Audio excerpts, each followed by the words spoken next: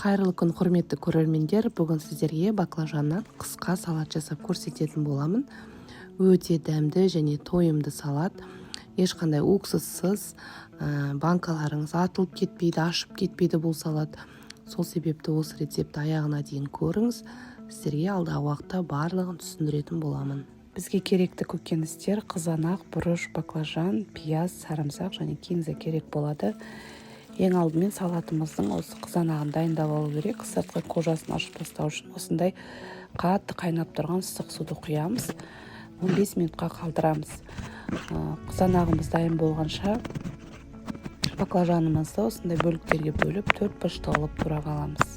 Баклажанымызды турап болғаннан кейін бір ыдысқа салып, үстінен бір ас қасық тұз қосып, жақсылап араластырып қойып қоямыз.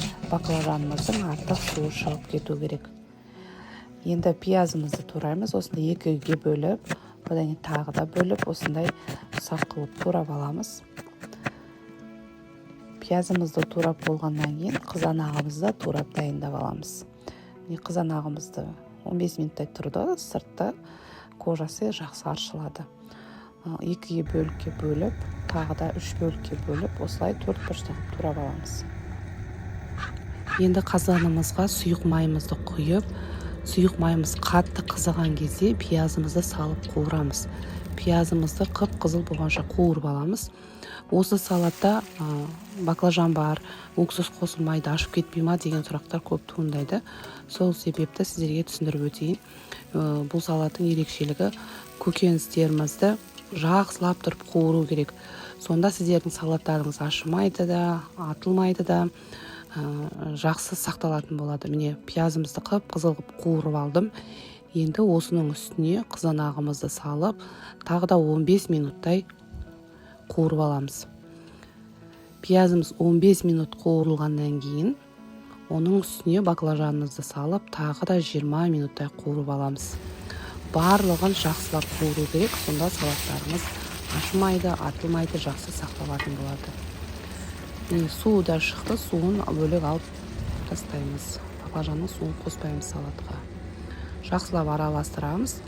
Тағы да 20 минутқа қалдырамыз. Бетін жаппай үлкен отта қуырамыз.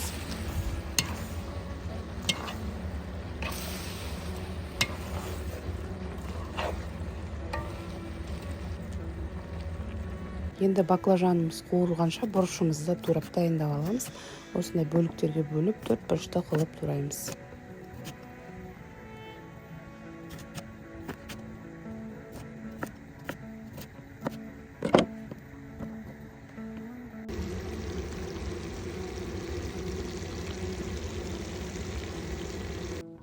Баклажанымыз 20 минуттай қуырылды. Енді 2 ас қасық тұз саламын.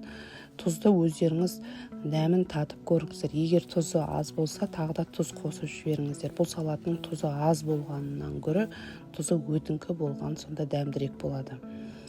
20 минут өткеннен кейін бұрышымызды салып, жақсылап араластырып, тағы да 20-25 минуттай пісіреміз бұрышымызды. Көкөністерді шикі пісіруге болмайды бұл салатта. Өйткені баклажан араласқаннан кейін салатымыз тез ашып кетпеу үшін барлық көкөністерді жақсылап тұрып қуыру керек. Енді бұрышымыз піскенше кинзаны турап және сарымсағымызды турап дайындап қоюымыз керек. Банкаларыңызды да қақпақтарын да алдын ала жуып, стерилизовать етіп дайындап қойыңыздар.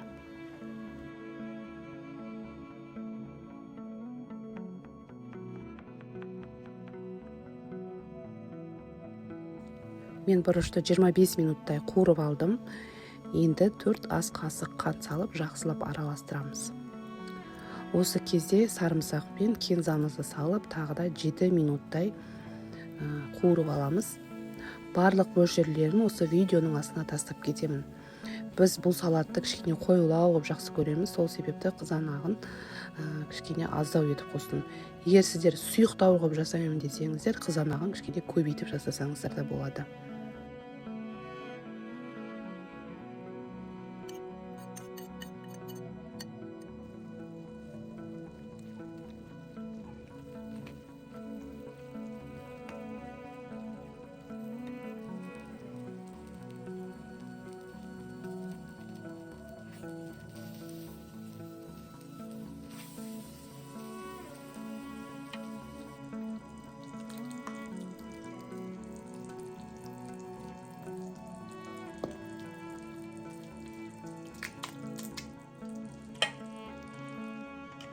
салатымыз дайын болды. Ыстықтай кезінде банкаларға құйып, аузын жақсылап жауып, жылы одеялға орап бір күнге қалдырамыз. Өте дәмді салат. Егер жасап көрмесеңіз, сіз де жасап көріңіз. Тек жоғарыда айтылғандай барлық көкөністерді жақсылап тұрып қуырсаңыздар, салаттарыңыз ашымайды, жақсы сақталатын болады. Егер менің рецептім ұнап жатса, міндетті түрде лайк басып, комментарий жазып кетіңіздер. Егер арнама тіркелмеген болсаңыздар, арнама тіркеліп кетуді ұмытпаңыздар.